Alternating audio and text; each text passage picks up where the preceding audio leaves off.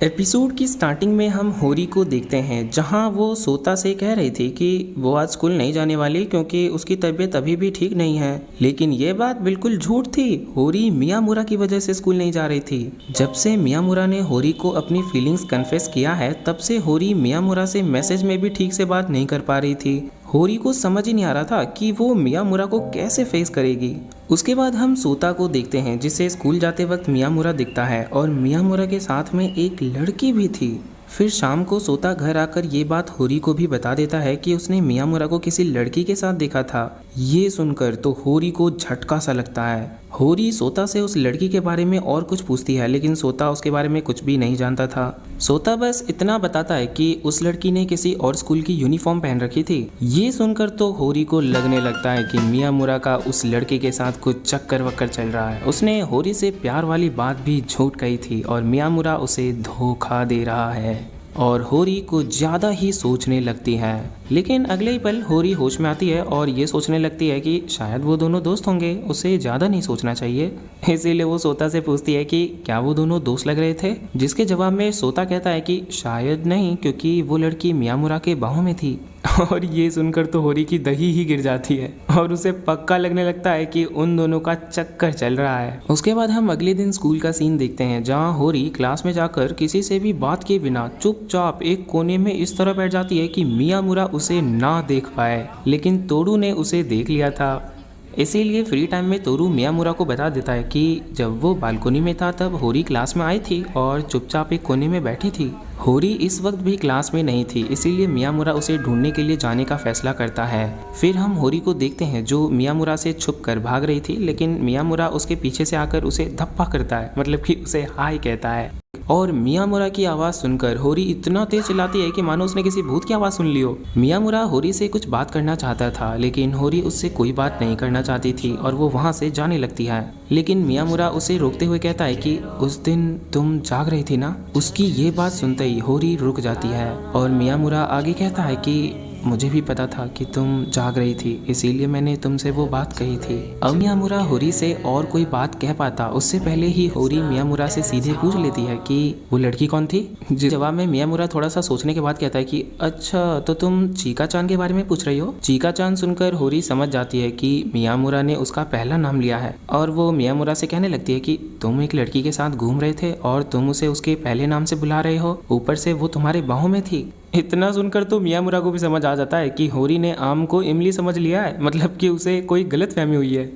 मियामुरा होरी को समझाने की कोशिश करता है कि चीका चांद शिंडो की गर्लफ्रेंड थी और पिछले दिन उसका पैर फिसलने की वजह से चीका चांद शिंडो के ऊपर गिर गई थी, इसीलिए मियामुरा को उन दोनों को सहारा देना पड़ रहा था। ये सब बोलते हुए वो बार बार चीका चांद कह रहा था, यानी कि उस लड़की का फर्स्ट नेम ले रहा था। इसीलिए होरी और गुस्सा हो जाती है और मियामुरा से बिना बात किए उसके मुंह पर बुक फेंक कर वहाँ से भाग जाती है। और इस बात से मियामुरा समझ जाता है कि होरी इतना ज़्यादा गुस्सा फर्स्ट नेम की वजह से ही हो रही थी।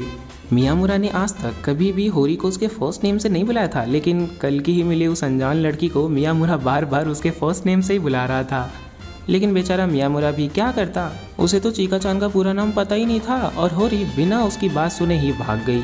अब एक नाम की वजह से होरी क्यों गुस्सा हो गई वो बात मैं आपको समझाता हूँ। तो जापान में लोग एक दूसरे को आमतौर पर उनके असली नाम से नहीं बुलाते, उसके जगह पर वहाँ के लोग एक दूसरे को फैमिली नेम यानी हमारी भाषा में बोले तो सर नेम से एक दूसरे को बुलाते हैं।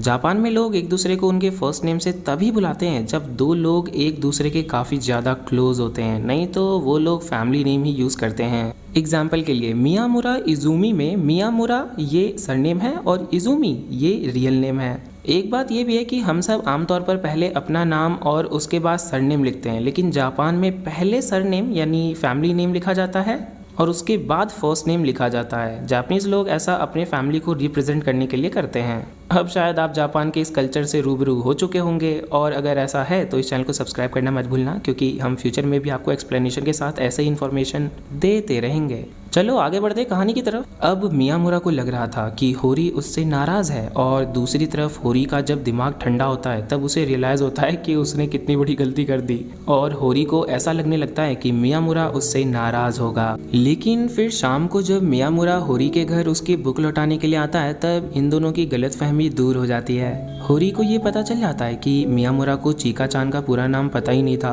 और होरी उससे कहती है कि तुम्हें ये बात मुझे पहले बताना चाहिए था।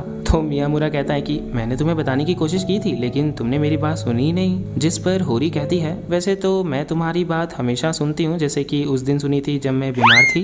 एंड ये सुनकर मियामुरा को झटका लगता है। उसके बाद मियामुरा कहता है कि मुझे लगा ही था तुमने मेरी बात सुनी थी। उस दिन ये बात कहने के लिए मुझे बहुत हिम्मत लगी थी लेकिन तुम्हें अभी उसका जवाब देने की कोई जरूरत नहीं है। फिर इन दोनों के बीच एक अच्छा माहौल बनने ही लगता है कि तभी वहाँ पर एंट्री होती है होरी के डैड कियोसुके की, जो कि सुट्टा मारते हुए घर में घुस आया था। इसीलिए होरी उसे स्मोकिंग करने के लिए मना करने लगती है लेकिन वो होरी को इग्नोर कर मियामुरा के पास आ जाता है। कियोसुके को मियामुरा के चेहरे पर जो छेद थे जिन्हें पियर्सिंग कहा जाता है और फैशन के लिए यूज होते हैं वो काफी ज्यादा पसंद आते हैं। कियोसुके मियामुरा से और कुछ पूछता होरी उसे एक लात मारती है और घर में स्मोक करने के लिए मना करती है। फिर कियोसुके मियामुरा के बगल में बैठकर कहता है कि मैं इतने वक्त बाद घर आया हूँ और यहाँ मेरी वाइफ यूरिको नहीं है।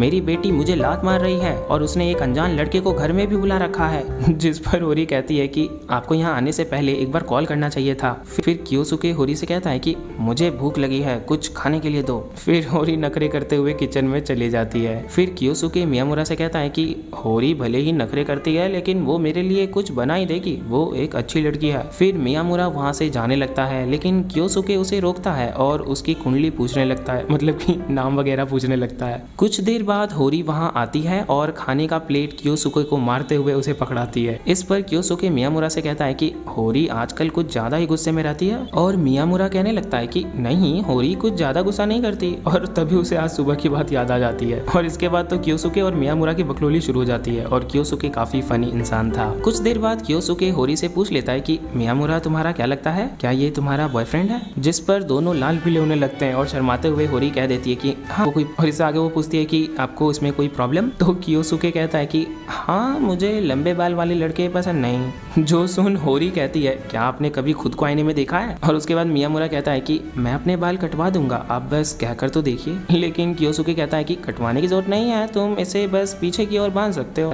उसके बाद कियोसुके मियामुरा के बाल संवारने लगता है और कुछ देर बाद होरी की मॉम यूरिको भी घर वापस आ जाती है और कियोसुके को देखते ही उसके हाथ से सामान का थैला नीचे गिर जाता है। ये दोनों कुछ देर तक एक दूसरे को देखते रहते हैं और वहाँ पर काफी सीरियस कंडीशन क्रिएट हो जाती है। लग तो ऐसे रहा था कि यूरिको अब कियोसुके के साथ काफी झगड़ा करने वाली है, लेकिन ऐसा बिल्कुल नहीं था। यूरिको इसीलिए परेशान थी कि कियोसुके के लिए आज रात का डिनर नहीं बनाया जा सकता क्योंकि वो सिर्फ 4 लोगों के डिनर के लिए ही सामान लेकर आई थी, जो कि थे यूरिको खुद, होरी, मियामुरा और सोता। लेकिन थोड़ी देर बाद ये मैटर भी सॉल्व हो जाता है और होरी मियामुरा को कुछ देर एस्कॉर्ट करने के लिए जाती है। वहाँ चलते चलते होरी मियामुरा का हाथ पकड़ लेती है और फिर मियामुरा भी होरी का हाथ पकड़ लेता है और दोनों अच्छी अच्छी बातें करते हुए कुछ दूर तक चले जाते हैं। कुछ दूर जाने के बाद मियामुरा खुद होरी को वहाँ से चले जाने के लिए कहता है और होरी चली जाती है। और होरी के जाने के बाद मियामुरा को पता चलता है कि किसी को अलविदा कहना कितना मुश्किल हो सकता है और इंसानी दिल कितना तेज धड़क सकता है। हम फिर देखते हैं कि मियामुरा सारी बातें तोरू को भी फोन करके बता देता है कि इन दोनों ने एक दूसरे को कन्फेस कर दिया है। फोन पर तो तोरू ऐसा दिखाता है कि वो इस बात से खुश है, लेकिन तोरू को काफी बुरा लगा था क्योंकि वो भी होरी से प्यार करता था, लेकिन उसका प्यार वन साइडेड था और वन साइडेड लव में तो एक दूसरे को रोना ही पड़ता है। तोरू के साथ जो भी हुआ वो अच्छा नहीं हुआ, लेकिन आगे जो होगा वो काफी ज्यादा अच्छा होगा। और वो कैसे, वो तो आप सबको अपकमिंग एपिसोड्स में ही मालूम पड़ने वाला है। उसके बाद हम साकुरा को देखते हैं जो तोरू को देखती है और उसे मालूम पड़ जाता है कि तोरू किसी की बात की वजह से उदास था। और यहाँ पर हमें ये बात पता चलती है कि साकुरा तोरू को पसंद करती थी और वो तोरू को देख ही रही थी कि वहाँ आयासाकी आ जाती है और वो साकुरा से पूछने लगती है कि